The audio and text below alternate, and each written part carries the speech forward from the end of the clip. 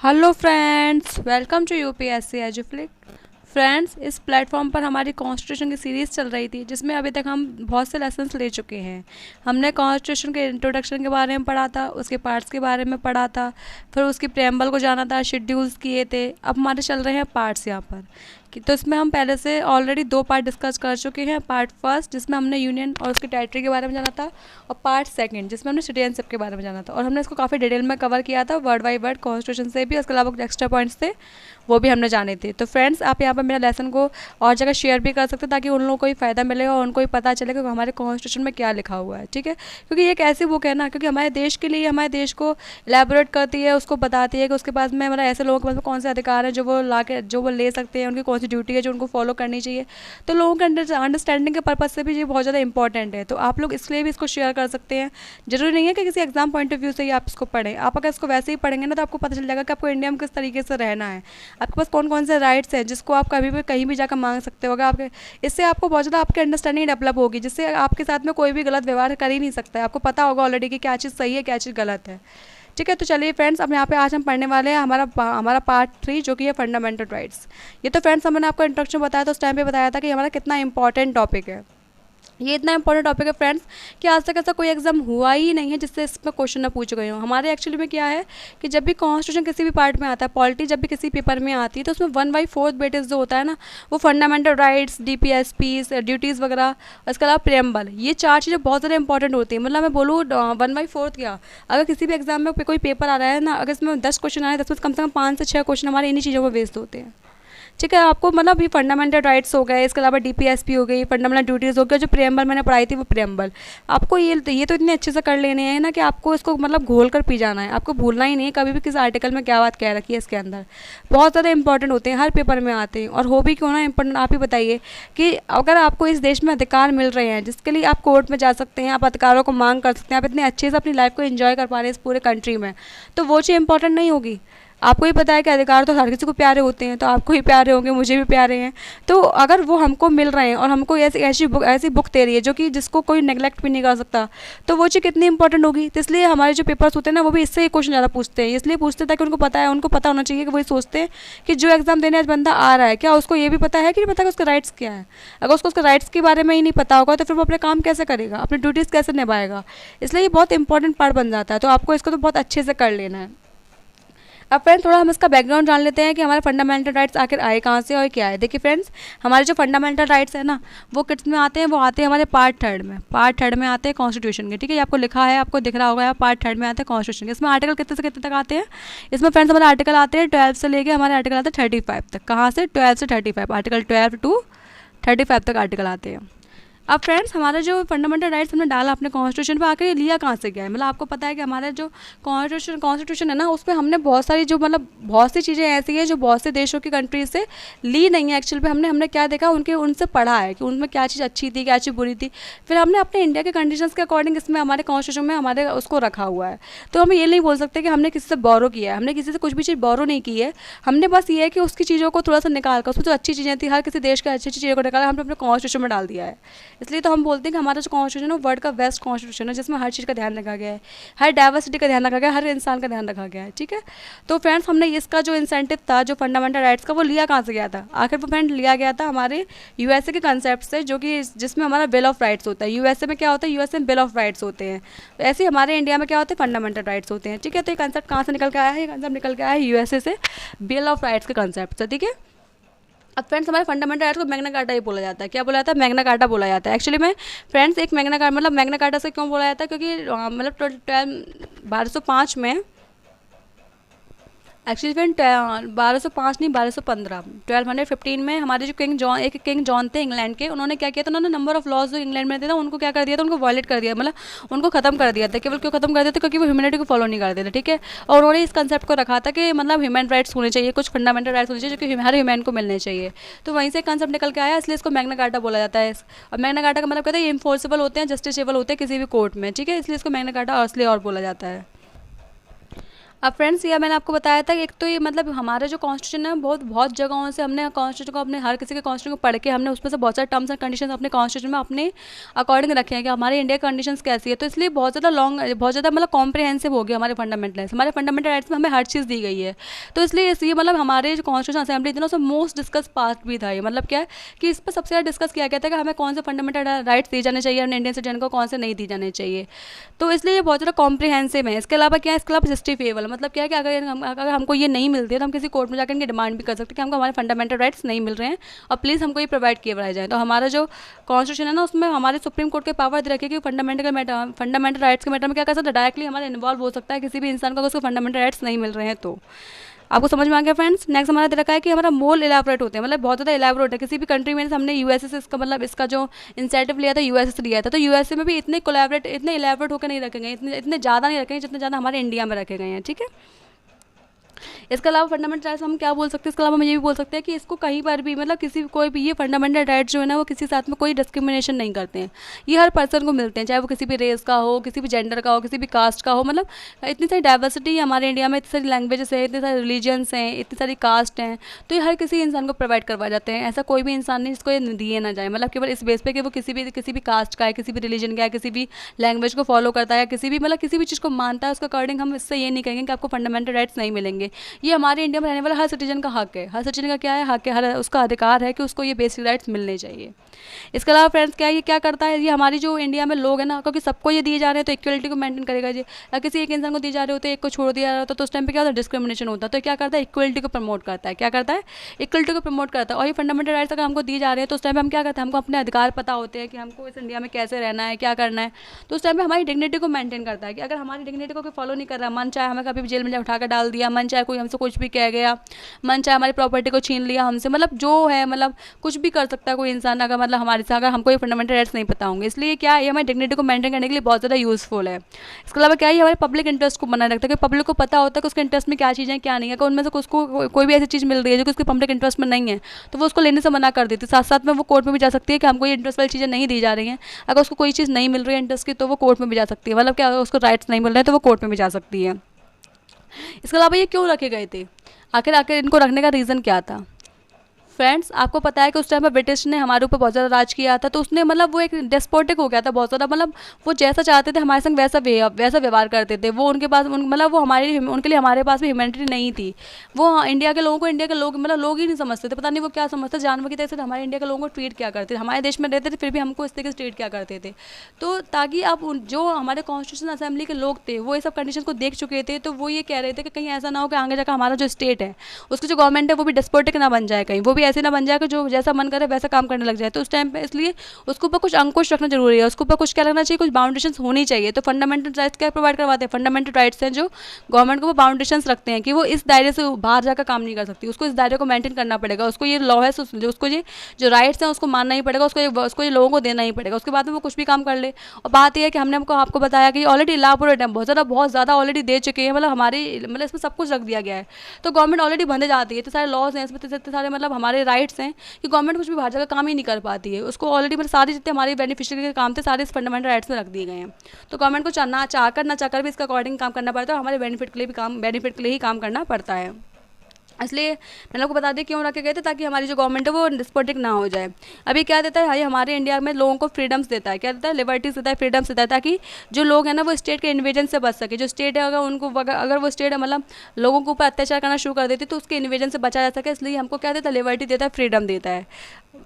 इसके अलावा क्या इसमें यह भी बताया गया है कि हमारे आखिर इसको रखने का एम क्या था। इसको रखने का ये था एम कि जो गवर्नमेंट है ना वो गवर्नमेंट केवल लॉस के लिए ही ना बनी रहे, वो लोगों के लिए गवर्नमेंट होनी चाहिए। ऐसा ही नहीं है कि बस वो लॉ बना दी तो उस लॉ के अकॉर्डिंग कुछ भी कर रही है, फिर हमारे लोगों को कितना भी कष्ट क्यों ना हो रहा हो। नहीं, गवर्नमेंट जो लॉ के साथ साथ किसके लिए भी होनी चाहिए, मैन के लिए भी होनी चाहिए। इसलिए इसमें इस बात का बहुत ज़्यादा ध्यान रखा गया है।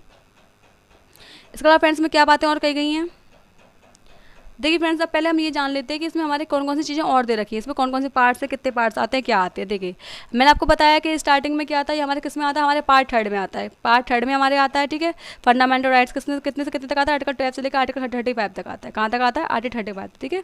अब देखिए फ्रेंड्स में कितने लॉज दे रखे हैं। पहला इसमें हमारा टॉपिक देखा है जनरल मतलब क्या, इसमें कुछ ऐसे इंपॉर्टेंट चीज़ें जो बताई गई है कि हमारे लिए क्या इंपॉर्टेंट है, तो आगे जाकर हम जो वर्ड्स आएंगे ना उसको समझ पाएंगे कि इसमें आखिर वर्ड्स क्यों आ रहे हैं। सेकंड में देखा हमें, देखो हमारे इसमें ये पार्ट दे रखे हैं। पहला हमारा पार्ट देखा राइट टू इक्वलिटी, क्या दे रखा है, राइट टू इक्वलिटी, ठीक है। दूसरा हमारा लॉ, इसमें दूसरा हमारा राइट क्या दे रखे हैं, पहला हमारा राइट है हमारा राइट टू इक्वलिटी का, ठीक है। दूसरा इसमें राइट है हमारा, देखिए फ्रेंड्स, राइट टू फ्रीडम का। क्या राइट है हमारा, राइट टू फ्रीडम का। हमारा राइट टू इक्वलिटी कहाँ से कहाँ तक आया, देखिए हमारा स्टार्ट हुआ था राइट टू इक्वलिटी, देखिए आप यहीं पे देख लीजिए 14 से स्टार्ट हुआ था। कहाँ से स्टार्ट हुआ था, राइट टू इक्वलिटी 14 से स्टार्ट हुआ था। कहाँ तक जा रहा है, 18 तक जा रहा है। कहाँ तक जा रहा है, 18 तक जा रहा है। 14 टू 18 हमारा क्या आता है, राइट टू इक्वलिटी आता है। ये आपको फ्रेंड्स याद रखना, ये राइट्स इतने पूछे जाते हैं, इतने पूछे जाते हैं कि आप खुद भी नहीं सोच सकते कितने पूछे जाते हैं। बहुत ज़्यादा राइट्स पूछे जाते हैं, इन्हीं में से क्वेश्चन आते रहते हैं। राइट टू इक्वलिटी कितने से कितने तक है, इसमें क्या बातें रखी गई हैं, कौन सा आर्टिकल इसमें नहीं रखे गए, कौन सी बात है जो इसमें नहीं कही गई है, बहुत ज़्यादा क्वेश्चन पूछे जाते हैं, ठीक है। सेकंड नंबर आता है right to freedom. Right to freedom कहाँ से स्टार्ट होता है, आर्टिकल 19 से लेकर कहाँ तक जा रहा है हमारा, ये हमारा जा रहा है आर्टिकल, देखिए फ्रेंड्स आर्टिकल जा रहा है, देखिए हमारा यहाँ पे आ गया सेकंड पार्ट, तो हमारा आर्टिकल जा रहा है 22 तक। कहाँ तक जा रहा है, 22 तक। देखिए लास्ट आर्टिकल हमारा क्या तरह का, इसमें 22 तक, मतलब आर्टिकल 19 से लेकर आर्टिकल 22 तक क्या आता है, हमारा राइट टू फ्रीडम आता है। थर्ड्स में क्या आता है फ्रेंड, हमारे थर्ड्स में आता है राइट अगेंस्ट एक्सप्लॉयटेशन, मतलब अगर हमें कोई एक्सप्लॉयट करा तो उसका अगेंस्ट हमें भी, उसका अगेंस्ट में हमें राइट दिए गए हैं। तो ये हमारा आर्टिकल आता है आर्टिकल 23 से लेकर आर्टिकल कितने तक आता है, 24 तक आता है। इसमें 2 आर्टिकल आते हैं, आर्टिकल 23 एंड आर्टिकल 24। नेक्स्ट हमारा है right to freedom of religion, मतलब हमें कोई भी रिलीजन को मानने का अधिकार है, कैसे हम रिलीजन को मानेंगे, कैसे हम अपनी वर्शिप को करेंगे, कैसे हम अपनी प्रैक्टिस को करेंगे, रिलीजियस प्रैक्टिस को फॉलो करेंगे। तो वो हमारे आर्टिकल आते हैं 25 से लेकर आर्टिकल कहाँ तक आ रहा है, आर्टिकल देखिए आर्टिकल 28 तक आता है। कहाँ तक आता है, 28 तक आता है, ठीक है। नेक्स्ट में रखा है कल्चरल एंड एजुकेशन राइट्स। जो कल्चरल राइट्स हैं, जो एजुकेशन राइट्स हैं वो दे रखे हैं इसमें। तो वो कहाँ से कहाँ तक आते हैं, 29 से लेकर हमारे आर्टिकल आते हैं 30 तक। कहाँ तक आते हैं, 30 तक, ठीक है। अब देखिए फ्रेंड्स, इसमें एक इसमें देखिए स्टार बने हुए हैं। स्टार का मतलब क्या है कि यहाँ पे कुछ, यहाँ पे भी एक प्रोविजन था, यहाँ पे भी एक राइट था जो कि अब हट गया है। क्या हो गया, हट गया। देखो यहाँ पे लिखा है ऑमिटेड कर दिया गया। ऑमिटेड कर दिया गया, किससे कर दिया गया ऑमिट, इसमें साफ साफ लिखा है 44th अमेंडमेंट से। किससे किया गया, 44th अमेंडमेंट से, जो कि 1978 में हुआ था। अब ये क्या था, इसमें ये था कि हमारे राइट टू प्रॉपर्टी हमको दे रखा था, राइट टू प्रॉपर्टी देखा था, उसको हमने हटा दिया। राइट टू प्रॉपर्टी को हटाकर हमने आर्टिकल किस में डाल दिया, अब हमने आर्टिकल डाल दिया 3 लीगल राइट्स में डाल दिया। किस में डाल दिया, आर्टिकल ये फंडामेंटल राइट्स को कन्वर्ट करके उसको बना दिया कि हमने लीगल राइट। क्या बना दिया हमने इसको, जो हमारा जो राइट टू प्रॉपर्टी था ना, अब वो फंडामेंटल राइट नहीं है हमारा, अब वो लीगल राइट। और किस में आता है, हमारा आता है आर्टिकल 300A में, आर्टिकल 300A में आता है, ठीक है। अब ऐसा क्यों किया गया, ये भी तो सोचिए। अगर फंडामेंटल राइट में ऑलरेडी वो चीज़ रखी हुई थी राइट टू प्रॉपर्टी, तो हमने उसको हटा क्यों दिया। एक्चुअली फ्रेंड्स देखिए कि मतलब अगर गवर्नमेंट को कोई भी हमारा इंफ्रास्ट्रक्चर का काम करवाना होता है, कोई भी डेवलपमेंट का काम करवाना होता है, तो मान लो कहीं पे रोड निकालनी है, कहीं पे टनल बनानी है, कहीं पे मान लो कि हाईवेज बनाने हैं, कहीं पे हमारी रेलवेज बनानी है, तो उस टाइम पे क्या उनको लैंड लेनी पड़ती है, उनको लैंड को एक्वायर करना पड़ता है। तो अगर हमारा लैंड वाला ये जो कंसेप्ट है ना राइट टू प्रॉपर्टी, अगर जो फंडामेंटल राइट बना रहता है, तो कोर्ट, तो ये जो लोग थे जिनकी लैंड हम लेते हैं, तो वो कोर्ट में चले जाते हैं। और कोर्ट में चले जाते हैं तो सारे मैटर कहाँ अटके रहते हैं, हमेशा कोर्ट में ही अटके रहते हैं। और कभी भी हमारी जो लैंड है वो ली नहीं जा सकती थी, मतलब लैंड ले सकती थी तो डेवलपमेंट नहीं होता, कहीं भी रोड नहीं बनते, कहीं भी हाईवेज नहीं बनते, कोई भी इंसान नहीं चाहता कि लैंड दे। आपको पता है कि इंडिया में तो लैंड तो कितना ज़्यादा मतलब लोगों का हार्ट टचिंग इशू है। मतलब लोगों की जो मतलब वेलफेयर की स्टडी है, मतलब वेलफेयर की जो स्टेट है, वो भी हम लोग किससे पता करते हैं, केवल उसकी लैंड से पता करते हैं कि उसको कितनी बीघा खेती है, उसको इतनी बीघा ज़मीन है। उससे पता चलता है कि वो कितना ज़्यादा रिच है, कितना ज़्यादा कितना ज़्यादा वो उसकी जो स्टेट ऑफ लिविंग बीइंग है वो बहुत ज़्यादा अच्छी है। आपको पता है कि चाहे वाले उसके बाद में बहुत सारी खेती होनी चाहिए, चाहे वाले को अच्छे से नहीं रह रहा हो, लेकिन हम फिर भी उसको अमीर समझते हैं, वजह कि कितना ज़्यादा अमीर है। तो ऑलरेडी हमारे इंडिया में जो लैंड था वो बहुत ज़्यादा कॉम्प्लिकेटेड इशू था। उस टाइम पे अगर उसको फंडामेंटल राइट में रख दिया तो फिर तो मतलब लैंड लेने का कोई चांस ही नहीं था गवर्नमेंट के पास में। गवर्नमेंट में कोई चांस नहीं था तो डेवलपमेंट के कोई काम नहीं हो सकते, तो सारे काम रुक जाते गवर्नमेंट डेवलपमेंट के। तो इसलिए अमेंडमेंट के 44th अमेंडमेंट किया गया। उस टाइम पे लैंड राइट टू प्रॉपर्टी को हटाकर किस में रख दिया गया, राइट टू प्रॉपर्टी हटाकर लीगल राइट्स बना दिया गया कि अगर किसी की लैंड ली जाएगी तो वो कोर्ट में जा सकता है, कोर्ट में जाएगा, लेकिन कोर्ट में चेक करेगा कि ये आखिर जो जमीन ली गई है कि सही ली गई या नहीं ली गई। अगर सही ली गई है तो उस टाइम पे इसको फॉलो करने का अधिकार होगा, लेकिन अगर फंडामेंटल राइट में होता तो कोर्ट भी इसमें कुछ नहीं कर सकता। तो उसको उसकी जमीन को दिलवानी पड़ती है, क्योंकि क्या था वो फंडामेंटल राइट था, और राइट था तो राइट तो देनी पड़ेंगे सिटीजन को, कोर्ट की तो जिम्मेदारी उसको दिलवानी पड़ेंगे। तो इसलिए उस टाइम पे कोर्ट भी कुछ नहीं कर सकता था, इसलिए इसको किसमें रख दिया, लीगल राइट्स में रख दिया गया, ताकि इसमें क्या होगा, कोर्ट के पास जाएगा वो इंसान तो कोर्ट पहले उसको चेक करेगा कि गवर्नमेंट ने उसकी ज़मीन ली है तो किसी गलत पर्पज से तो नहीं ली है। अगर गलत पर्पज से नहीं ली है तो उसकी वो मतलब उसको ही फिर वो और किसी जगह ज़मीन दिलवाएगा, उससे और ज़्यादा से ज़्यादा पैसा दिलवाएगा, लेकिन उस लैंड को रोक नहीं लगाएगा, मतलब उस लैंड पर स्टे नहीं लगाएगा कि गवर्नमेंट पर काम नहीं कर सकती है, ठीक है। अब इसमें नेक्स्ट दे रखा है फ्रेंड, क्या दे रखा है नेक्स्ट हमारा, नेक्स्ट दे रखा है हमारा इसमें article right to constitutional remedies. आपको पता है ये वाला तो मैं आपको उसमें टेस्ट सीरीज में करवाया था कि इसको तो heart and soul of the constitution बोला है भीमराव अम्बेडकर जी ने। क्योंकि आखिर ये राइट क्या बताता है, राइट बताता है कि अगर हमारे ऊपर में से कोई भी राइट फॉलो नहीं हो रहे हैं, जितने राइट्स हमारे अगर ऊपर दे रखे हैं उनमें से अगर कोई भी राइट ऐसा है जो फॉलो नहीं हो रहा है ना, तो आप सीधे कहाँ जा सकते हो, कोर्ट में जा सकते हो। आप कहीं पर भी कोर्ट में जा सकते हो किसी भी मतलब, और आप जाके मतलब बोल सकते हो कि हमारे ये राइट्स फॉलो नहीं हो रहे हैं, ठीक है। तो उस टाइम पे जो कोर्ट करेगा क्या करेगा, रेट्स लगाएगा, वो आप पे क्या लगाएगा, रेट्स लगा देगा। मतलब हैवीज में रेट्स दे रखी 5 तरीके की, habeas corpus, mandamus, provision, quo warranto और सेशरी। मतलब क्या है, ये रेट्स लगा के वो आपके फंडामेंटल राइट्स को आप तक पहुँचाएगा, कोशिश क्या करेगा, पहुँचाएगा ही पहुँचेगा, क्योंकि उसको भी अधिकार नहीं है कि वो हमारे फंडामेंटल राइट्स को रोक सके। ठीक है, तो ये हमने पूरा हमारा ओवरव्यू ले लिया कि हमें फंडामेंटल राइट्स में हमारा क्या क्या दे रखा, क्या क्या नहीं दे रखा। अब फ्रेंड्स, अब देखिए, इसको पहले आप थोड़ा हिंदी में ही पढ़ लीजिए। देखिए फ्रेंड्स, हिंदी में भी अब तक हमने मतलब हम क्या कर लिया, हमने भारत और उसके राज्य क्षेत्र के बारे में देख लिया, जो कि भाग 1 में आता था। भाग 2 में क्या आता था, भाग 2 में नागरिकता आती थी। अब हम बात करने वाले हैं भाग 3 की। भाग 3 में क्या आता है, भाग 3 में हमारे आते हैं मूल अधिकार। फंडामेंटल राइट्स को क्या बोला जाता है, मूल अधिकार बोले जाते हैं। ठीक है, इसमें देखो फ्रेंड्स, हमारा तरीका साधारण बात है, मतलब जनरल बातें दी गई हैं, परिभाषा क्या होती है स्टेट की, जो मतलब इसके अलावा मूल अधिकार कैसे अगर संगत है, कैसा उनका लिपिकरण होने वाला है। तो ठीक है, ये सब चीज़ें दे रखी है, वो आपको मैं बताऊंगी, पढ़ाऊंगी जब। इसके अलावा हम देख लेते हैं कि हमारे जो फंडामेंटल राइट्स हैं वो कितने हैं। तो पहला हमने दे रखा समता का अधिकार। क्या दे रखा, समता का अधिकार, जो कि हमारा आता है अनुच्छेद 14 से लेकर अनुच्छेद 18 तक। कहाँ से आता है, अनुच्छेद 14 से लेकर अनुच्छेद 18 तक है। अब देखो फ्रेंड्स, इसका जो मतलब हमारे जो अनुच्छेद है ना, वो हम बहुत आगे जब चैप्टर करने वाले तो बहुत अच्छे से डिस्कस करेंगे। ये मैं आपको सिर्फ इसलिए नहीं पढ़ाऊंगी कि आपके एग्जाम्स में आने वाले, बल्कि मैं आपको इसलिए बताऊंगी क्योंकि आपको सिटीजन होने के नाते इंडिया का आपको ये पता होना चाहिए कि हमारी कौन कौन से राइट्स हैं और कौन कौन से राइट्स हमें मिल रहे हैं, क्यों मिल रहे हैं आके। ठीक है, तो ये मैं आपको अच्छे से इसलिए से समझाऊंगी। तो हमारा पहला अधिकार क्या दे रखा है, पहला अधिकार हमारा दे रखा है समता का अधिकार। ठीक है, दूसरा हमारा अधिकार क्या दे रखा है, देखिए दूसरा अधिकार दे रखा है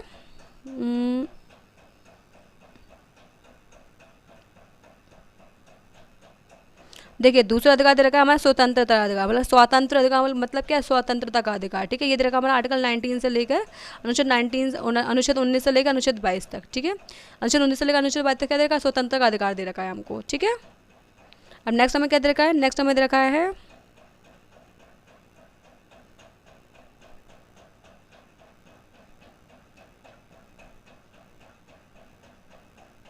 नेक्स्ट हमें देखा शोषण के विरुद्ध अधिकार। क्या दे रखा है, शोषण के विरुद्ध अधिकार। हमें दे रखा है अनुच्छेद 22 से लेकर अनुच्छेद 24 तक, सॉरी अनुच्छेद 23 से लेकर अनुच्छेद 24 तक। मतलब क्या है कि इसमें हमें 2 अनुच्छेद आते हैं, 23 और 24। ठीक है, चौथा इसमें दे रखा है हमारा, देखिए चौथा इसमें दे रखा है धर्म की स्वतंत्रता का अधिकार। मतलब कि हमें कौन सा धर्म मानना है, कैसे रहना है, कैसे पूजा पाठ करना है, किस तरीके से हमको कौन सी मंदिर की पूजा करनी है, कौन सी मस्जिद की पूजा करनी है, कहाँ जाकर पूजा करनी है, किस तरीके से पूजा करनी है, वो सब इसमें हमारा दिया गया है, हमारे दे रखा है धर्म की स्वतंत्रता का अधिकार में। ठीक है, इसके अलावा ये हमारा आर्टिकल कितने का आता है, हमारा आता है अनुच्छेद 25 से लेकर अनुच्छेद 28 तक। कहाँ से, 25 से लेकर 28 तक। ठीक है, इसको हमारा आर्टिकल दे रखा है। इसके अलावा अनुच्छेद कौन से दे रखा है, इसके हमारा अधिकार है, देखिए संस्कृति और शिक्षा के संबंधी अधिकार। मतलब कि जो मतलब हमारे माइनॉरिटीज़ होती है ना, जो हमारे यहाँ जो लोग होते हैं जो कि बहुत कम संख्या में पाए जाते हैं, तो उनके लिए कुछ अधिकार सुनिश्चित किए गए हैं। ठीक है, तो वो उनका नाम क्या दिया गया, उनको दिया गया संस्कृति और शिक्षा के संबंधी अधिकार। आपको मैं बताऊंगी कि आगे जाकर क्या अधिकार दे रखे हैं। फिलहाल आप अभी केवल एक ओवरव्यू ले लीजिए कि इसमें हमें कितने तरह के अधिकार दे रखे हैं, कितने तरह के अधिकार नहीं दे रखे। ठीक है,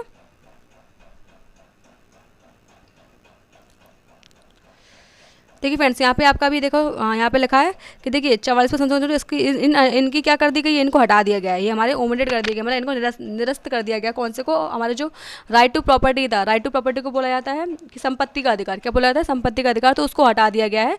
किससे हटाया गया, हमारे 44वां हमारा संविधान संशोधन हुआ था, और उसके थ्रू हमने इसको कानूनी अधिकार बना दिया। हमने इसको मूल अधिकार से हटाकर क्या बना दिया, कानूनी अधिकार बना दिया। मैंने आपको बता दिया बैकग्राउंड को क्यों बनाया था, आगे हमने कानूनी अधिकार इसको। ठीक है, तो हमने इसको क्या किया, कानूनी अधिकार बना दिया है, हमारे जो संपत्ति का अधिकार था उसको। उसके बाद फ्रेंड्स दे रखा है हमारा, देखो फ्रेंड्स का दे रखा है नेक्स्ट वाला हमारा,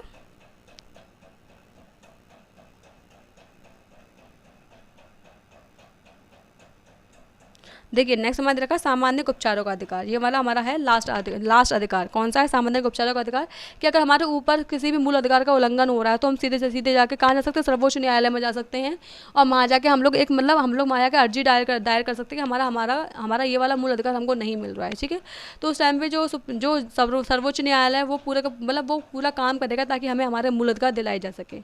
तो उस तरीके से हमारे पास पहले कितने हमारे जो राइट्स थे, फंडामेंटल राइट्स थे, 7 राइट्स थे। ठीक है, 7 कौन कौन से थे, राइट टू इक्वालिटी जो कि आर्टिकल 14 से आर्टिकल 18 तक आता था, फिर राइट टू फ्रीडम था जो कि आर्टिकल 19 से 22 तक आ रहा था, फिर राइट अगेंस्ट एक्सप्लॉयटेशन था जो कि आर्टिकल 23 से 24 तक आता था। ठीक है, right to freedom of religion था, उसका जो आर्टिकल 25 से 28 तक आता था। उसके अंदर कल्चरल एंड एजुकेशनल राइट्स थे जो कि हमारे 29 से 30 तक आते थे। फिर राइट टू प्रॉपर्टी था जो कि हटा दिया गया, आर्टिकल 31 में आता था। ठीक है, तो ये वाला हटा दिया गया तो उसको गिनेंगे ही नहीं हम। ठीक है, उसको था राइट टू कॉन्स्टिट्यूशनल रेमेडीज। ठीक है, जो कि हमारा आता था आर्टिकल 32 में। हिंदी में देख लीजिए फ्रेंड्स को, समता का अधिकार जो कि अनुच्छेद 14 से लेकर अनुच्छेद 18 तक, स्वतंत्रता का अधिकार जो कि अनुच्छेद 19 से लेकर 1922 तक, अनुच्छेद शोषण के विरुद्ध अधिकार जो कि हमारा था 23-24 में, धर्म की स्वतंत्रता का अधिकार जो कि हमारा था 25 से लेकर 28 तक जो हमारा था एक, और फिर हमारा क्या था, फिर हमारा था कि मतलब कल्चरल और एजुकेशनल राइट्स, मतलब क्या था ये, ये थे हमारी संस्कृति और शिक्षा का अधिकार, ठीक है। जो हमारा राइट, पांचवा राइट था वो था हमारा संस्कृति और शिक्षा का अधिकार, जो कि 29 से 30 मतलब 29 से लेकर 30 तक आता है। और बाद में हमारा आता है संवैधानिक उपचारों का अधिकार, जो कि हमारा आता है आर्टिकल 32 है, मतलब अनुच्छेद 32 में आता है, ठीक है। आपको समझ आ गया होगा फ्रेंड्स, हमने ओवरव्यू ले लिया। अब हम थोड़ा सा डिस्कस कर लेते हैं, बाकी के लेसन हम कल डिस्कस करेंगे, ठीक है। तो फ्रेंड्स हम थोड़ा सा भी आर्टिकल्स पढ़ लेते हैं। इसमें जनरल वाला पॉइंट ऑफ व्यू था ना, हम उसको कवर कर लेते हैं आज यहाँ पर।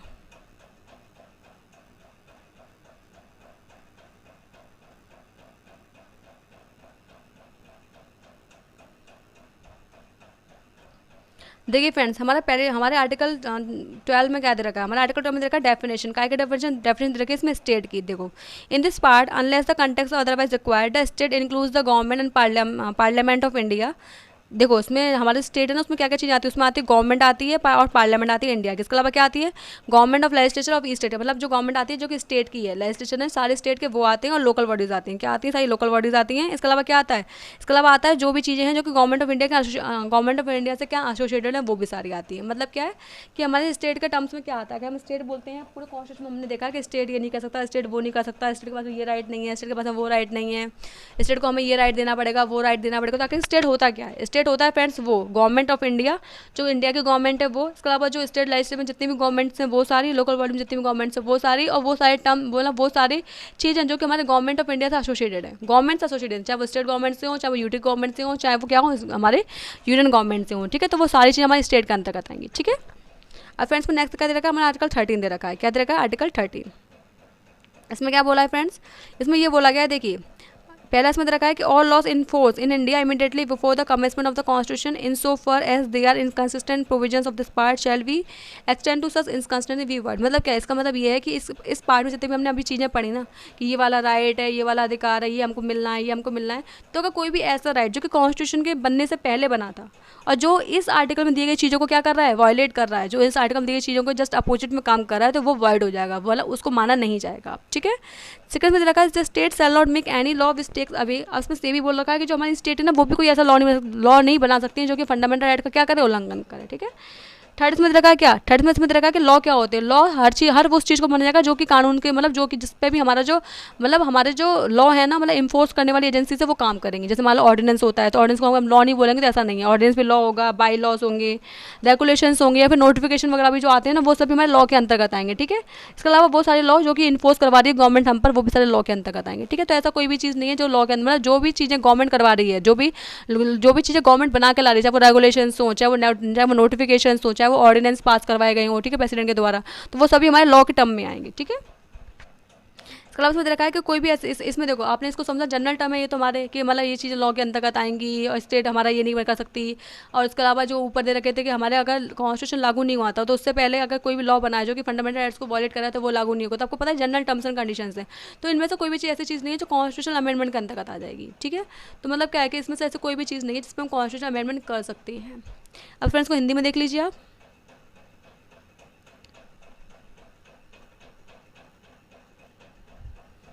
देखिए फ्रेंड्स में हिंदी में क्या दे रखा है, हिंदी में फ्रेंड्स में यही दे रखा है। देखिए इसमें जो राज्य है ना, राज्य में क्या आएगा, राज्य में राज्य सरकार आएगी, भारत की सरकार आएगी। इसके अलावा वो सभी चीज़ें आएंगी, वो सभी इसके अलावा स्थानीय निकाय आएंगे। कौन से आएंगे, स्थानीय निकाय आएंगे, लोकल बॉडीज आएंगी। और वो सभी चीज़ें आएंगी जो कि राज्य क्षेत्र के भीतर या भारत सरकार के नियंत्रण में है। क्या है, जो भारत सरकार के नियंत्रण में है और राज्य क्षेत्र के क्या है, भीतर है, ठीक है। इसके अलावा क्या रहेगा, आर्टिकल 13 में अनुच्छेद 13 में क्या रहेगा कि मूल अधिकार से असंगत या उनका अल्पीकरण करने वाली विधियां, मतलब ऐसी विधियां जो कि मूल अधिकारों को या तो अपोजिट में काम कर रही हैं, या फिर उनसे असंगत है, या फिर वो क्या कर रही हैं, या फिर मूल अधिकारों को वो कम कर रही हैं, मतलब उनको कम करेंगे, तो वो सारी विधियां क्या हो जाएंगी, हमारी खत्म हो जाएंगी। जैसे मैंने देखा है कि देखो इसमें देखा है संविधान लागू होने से पहले, संविधान के प्रारंभ होने से ठीक पहले अगर कोई ऐसी लॉ था, अगर कोई ऐसी प्रवृत्ति थी जो कि क्या होगा, जो कि हमारे भारत के जो कि हमारे इस भाग के उपबंधों से असंगत है। मतलब क्या है कि जो भी हमारे इस भाग के किसी भी भाग को, इस भाग के किसी भी अधिकार को फॉलो नहीं कर रही है, और वो कानून मतलब जो कॉन्स्टिट्यूशन बनने से पहले थी, वो संविधान बनने से पहले थी अगर, तो वो खत्म हो जाएगी। क्या हो जाएगी, वो शून्य हो जाएगी। इसमें लिखा भी क्या है, शून्य हो जाएगी, मतलब क्या, वो खत्म हो जाएगी, ठीक है। इसके अलावा राज्य भी ऐसी कोई विधि नहीं बनाएगा जो कि इस भाग में दिए गए अधिकारों को क्या करे, उल्लंघन करे। इसके अलावा इसमें देखो, इसमें हमने बात की विधि के अंदर क्या क्या चीज़ें आएंगी, विधि के अंदर वो सभी चीज़ें आएंगी जो राज्य जो उसको फॉलो कर पाएगा, ठीक है। राज्य क्षेत्र के अंदर जो भी बनने वाली चीज़ें हैं, जैसे आदेश हो गए, उपविधि हो गई, अध्यादेश हो गए, नियम हो गए, विनियमन हो गए, अधिसूचना हो गए, तो ये सब भी क्या होंगे, ये सब भी हमारे लॉ के अंतर्गत आएंगे, हमारे क्या विधि के अंतर्गत आएंगे। ठीक है, इसके अलावा इसमें ये बोल रखा है कि इस अनुच्छेद की कोई बात अनुच्छेद 368 के अधीन किए गए इस संविधान के किसी संशोधन में लागू नहीं होगी। मतलब क्या है कि अनुच्छेद में अगर कोई भी ऐसी बात की गई है जो कि संविधान के संशोधन में लागू, संविधान संशोधन की बात आ रही है, तो वो लागू नहीं होगी। तो मतलब क्या है कि इस अनुच्छेद में मतलब कोई भी ऐसी पॉइंट ऑफ व्यू नहीं है जो हमारे अमेंडमेंट के परव्यू में आए। ठीक है, तो आपको फ्रेंड्स समझ में आ गया होगा कि इसमें से कोई भी ऐसे अगर अनुच्छेद मतलब संशोधन किया जाता है तो उस टाइम पे जो उसमें चीज़ें हैं वो चेंज भी हो सकती हैं। तो इसमें ऐसे मतलब जो संविधान संशोधन होता है तो उसके परव्यू में जो चीज़ें आनी है नहीं आनी है वो बाद में डिसाइड होंगी। ठीक है, साफ साफ इसमें लिखा गया इस अनुच्छेद की कोई भी बात क्या होगी, इस अनुच्छेद की कोई भी बात इस संविधान की संशोधन में लागू नहीं होगी। ठीक है, लागू नहीं होगी, संविधान संशोधन किया जाएगा उस केस में तो उस केस में लागू नहीं होगी, वैसे हर केस में लागू है। ठीक है, तो फ्रेंड्स अभी हमने इसमें 2 आर्टिकल्स देख लिए हैं, उसको थोड़ा सा और देख लेते हैं। देखिए फ्रेंड्स, हमारे जो फंडामेंटल राइट्स है ना वो मतलब वो क्या है, वो हमारे एब्सोल्यूट नहीं है, सैक्रोसेंट और सैक्रोसेंट, मतलब एब्सोल्यूट हैं वो परमानेंट नहीं है और सैक्रोसेंट नहीं है। मतलब क्या है, एब्सोल्यूट का मतलब होता है कि ऐसा नहीं है कि वो जब बना दिए गए तो बना दिए गए, वो खत्म नहीं हो सकते, उन पर रीजनेबल रेस्ट्रिक्शंस लगाए गए हैं कि मतलब ऐसा तो है कि वो हमको मिलेंगे लेकिन तब मिलेंगे जब आप हर चीज़ को फॉलो करोगे, आप स्टेट को हार्मनी में रखोगे, आप किसी डिग्निटी के साथ में नहीं खेलोगे, आप सबका ध्यान रखोगे, उस केस में आपको मिलेंगे। अगर आप इनमें से ऐसा कोई गलत काम करते हो तो आपको उस पर रीजनेबल रेस्ट्रिक्शंस भी लगाए गए कि कोर्ट उसमें काम कर सकती है, मतलब कोर्ट नहीं पार्लियामेंट में काम कर सकती है और वो आपको इसमें नहीं दे। और जो रीजनेबल रेस्ट्रिक्शन का केस होता है ना, मतलब जो उसमें हमारे जो बाउंडेशन रखी गई हमारे लिए, इस पर कोर्ट की बाउंडेशन, इसमें मतलब स्टेट की बाउंडेशन नहीं है कि स्टेट ये काम नहीं करेगा, हम पे बाउंडेशन है कि हम लोग इसमें से कोई काम नहीं करते हैं तो उस केस में हमको ये राइट्स नहीं दिए जाएंगे। तो उस पर हमारी जो पूरी पावर है वो पार्लियामेंट के पास में, कोर्ट को चेक कर सकता है, लेकिन इसको चेक तो कर सकता है लेकिन इसको मना नहीं कर सकता कि आप इसमें रीजनेबल रेस्ट्रिक्शन नहीं लगा सकते। पार्लियामेंट में रीजनेबल रेस्ट्रिक्शन लगाती है, तभी तो आपको पता है कि आप किसी भी रिलीजियस उसमें जाते हो, मतलब आप किसी भी रिलीजियस उसमें जाते हो, जो हमारी होती है ना, क्या होती हैं, रैलियाँ वगैरह होती हैं, तो उस टाइम पे आपको लॉ एंड ऑर्डर भी मेंटेन करना होता है, आपको लोगों का ध्यान भी रखना होता है। तभी तो कभी कभी कोर्ट बीच में आकर, मतलब कोर्ट कह रही हूँ बार बार, स्टेट जो बीच में आकर वो डिस्टर्बेंस करती है। कब करती है, जब भी आप किसी भी हार्मनी को तोड़ते हो या फिर आप कोई ऐसा काम करते हो जिससे किसी की डिग्निटी को हर्ट हो रहा है या किसी की जो मतलब लाइफ है उसको हर्ट हो रहा है, तो उस टाइम पे हमारे पास रीजनेबल रेस्ट्रिक्शन लगाए गए हमारे ऊपर कि हमारे पास ये सब एब्सोल्यूट नेचर के नहीं है कि बस आपको दे दिया गया आप उसको एंजॉय करोगे, आपको इसको ध्यान ही नहीं रखना है, बिल्कुल फ्री होकर जैसे चाहे वैसे एंजॉय करो, नहीं, आपके ऊपर रेस्ट्रिक्शंस भी लगाए गए, आपको इसको फॉलो करके इसको मतलब इसको फॉलो करने के साथ में आपको अधिकार मिलेंगे, अगर आपको इसको फॉलो नहीं करते तो आपको अधिकार नहीं मिलेंगे। ठीक है, तो अब क्या बताया गया इसमें बताया गया कि सैक्रोसेंट नहीं है। सैक्रोसेंट का मतलब क्या होता है कि परमानेंट नेचर के नहीं है कि कभी भी ये खत्म नहीं हो सकते, क्योंकि जब पता आपको नेशनल इमरजेंसी लगती है तो उस टाइम पे क्या होता है, उस टाइम पे हमारे कुछ अधिकार हैं, मूल अधिकार जो कि खत्म कर दिए जाते हैं, सारे खत्म कर दिए जाते हैं। एक्चुअली बस 20 और 21 को छोड़ दिया जाता है, आर्टिकल 20 को और आर्टिकल 21 को छोड़ दिया जाता है, बाकी सारे हमारे अधिकार हैं वो खत्म हो जाते हैं कुछ समय के लिए। ठीक है, तो इसलिए सैक्रोसेंट नेचर का नहीं है कि आपको मतलब ये नहीं मिलने चाहे हमारे देश में कितनी प्रॉब्लम्स क्यों ना आ जाए। जब देश में प्रॉब्लम्स आएंगे तो उसके टाइम पे आपके अधिकार क्या कर दिए जाएंगे, खत्म कर दिए जाएंगे। समझ में आ गया फ्रेंड्स आपको? इसके अलावा क्या होता है, ये मैंने आपको बताई थी क्वालिफाइड नेचर के हैं। इसके और देखिए अभी फ्रेंड्स से क्या है, ये नेगेटिव कंसेप्ट भी है और पॉजिटिव कंसेप्ट भी है। नेगेटिव किसके लिए, स्टेट के लिए, क्योंकि स्टेट को सब देना पड़ेगा, और पॉजिटिव किसके लिए, क्योंकि हम लोगों के लिए, सिटीजन्स के लिए, इंडिया के, क्योंकि हम लोग को ये सब मिलेगा। तो इसमें दोनों ही बातें आती है, नेगेटिव कंसेप्ट भी और पॉजिटिव कंसेप्ट भी है। इसके अलावा क्या है, ये मार्शल कोर्ट्स में लागू नहीं होता। जब जहाँ पे मार्शल की बात होती है, जहाँ पे आर्मी वगैरह लगी होती है, आपको पता है कि बहुत सी जगह आर्मी लगा दी जाती है, आर्मी डिप्लॉय कर दी जाती है, उसके वहाँ पे लागू नहीं होता है कि वहाँ पे लोग आकर के हमें फंडामेंटल राइट्स नहीं मिल रहे हैं, प्लीज़ हमको हमारी को स्ट्राइक मत रखाइए। मतलब उस टाइम में लग जाता है ना, मतलब रैली वगैरह, मतलब बाहर जाने आने पर रोक लग जाती है, सेक्शन 144 लग जाता है, मतलब आप बाहर जाकर नहीं बैठ सकते, 4 लोगों से इकट्ठे नहीं हो सकते। तो मतलब उस टाइम पे क्या होता है, उस टाइम पे ये ऐसा नहीं है कि उस टाइम पे फंडामेंटल राइट्स सबको दिए जाएंगे। अगर इमरजेंसी कंडीशन कोई बन जाती है, कहीं पर आर्मी में डिप्लॉय कर दी जाती है, तो उस केस में आपकी नहीं चलेगी, उस टाइम पे आर्मी की वहाँ चलेगी, क्योंकि आप उसको क्या करना है, उसको वहाँ पर लॉ एंड ऑर्डर मेंटेन करना है। तो उस टाइम पर लॉ एंड ऑर्डर मेंटेन करने के उसको जो भी काम करना पड़ेगा वो कर सकती है। तो मार्शल कोर्ट्स वगैरह होते हैं तो वहाँ पे ये सब लागू नहीं होता है। ठीक है, इसके अलावा जो हमारी जो फंडामेंटल राइट्स है ना, उसके परिप्रेक्ष्य में जो भी हमारे कानून बनेंगे वो सब पार्लियामेंट बनाएगी, स्टेट में इसका कोई अधिकार नहीं होता है। ठीक है, तो कुछ और बातें थी जो मैंने आपको बता दी फ्रेंड्स। अब हम जो उसमें जो हमारे एक एक अधिकार है ना, वो हम कल अच्छे से डिस्कस करेंगे, बिल्कुल अच्छे से, मतलब क्या मैं हमको एक एक चीज़ में बताऊंगी, तो वो आज डिस्कस नहीं हो पाएंगे, आज चैप्टर बहुत ज़्यादा लेंदी हो जाएगा हमारा लेसन। ठीक है, तो कल से हम डिस्कस करना इसको स्टार्ट करते हैं ना। अभी मैंने आपको पूरा ओवरव्यू दे दिया फंडामेंटल राइट्स के बारे में कि क्या क्या है क्या क्या नहीं। इसके अलावा 2 आर्टिकल हमने 2 अनुच्छेद इसमें कवर कर लिए हैं। तो फ्रेंड्स, अगर आपको मेरा लेसन पसंद आया हो, अगर आपको मेरी सीरीज पसंद आई है, तो प्लीज़ मेरे चैनल को लाइक, शेयर और सब्सक्राइब करें। ठीक है, इसको शेयर भी करें दूसरे लोगों तक, ताकि उन लोगों को पता चले कि हमारे अधिकार क्या हैं, हमारे क्वेश्चन हमारे क्या क्या बातें रखी गई हैं। क्योंकि इस बुक का कोई मतलब ही नहीं है जब तक इसको कोई पढ़ने वाला ही नहीं है। अगर आप इस बुक को पढ़ोगे नहीं तो आपको पता ही क्या चलेगा हमारे देश में क्या चीज़ है क्या चीज़ नहीं है। फिर तो अब यही है ना कि जो न्यूज़पेपर में चल रहा है, जो आर्टिकल्स में निकल के आ रहा है, जो बस लोग बोल रहे हैं वही हमें सुनना पड़ेगा, वही मानना पड़ेगा। अगर पता होगा तभी तुम जाकर लोगों से कह सकते हैं कि नहीं ऐसा नहीं है ऐसा है, तभी तुम जाकर हमें डिमांड कर सकते हैं कि नहीं आपको हमें देना पड़ेगा। तो इसके लिए आपको समझना भी तो पड़ेगा, और आपको समझना पड़ेगा तो आपका ये दायित्व बनता है कि ड्यूटी भी तो है ना आपकी। ड्यूटी क्या है आपकी कि आप सब तक ये बातें पहुँचाओ। तो या तो आप मेरी वीडियोस पहुंचा दिया करो उनके पास में ताकि वो समझ सके, या फिर आप खुद भी जाकर बता दिया करो उनको। दोनों में से कोई भी काम आप कर सकते हो जो आपको अच्छा लगे, या तो आप खुद जाकर बता दो या फिर मेरी वीडियोस के थ्रू बता दो उनको, ठीक है। तो आप इसको शेयर कर दें या और मेरे चैनल को लाइक शेयर और सब्सक्राइब कर लें, ठीक है। Thank you so much friends.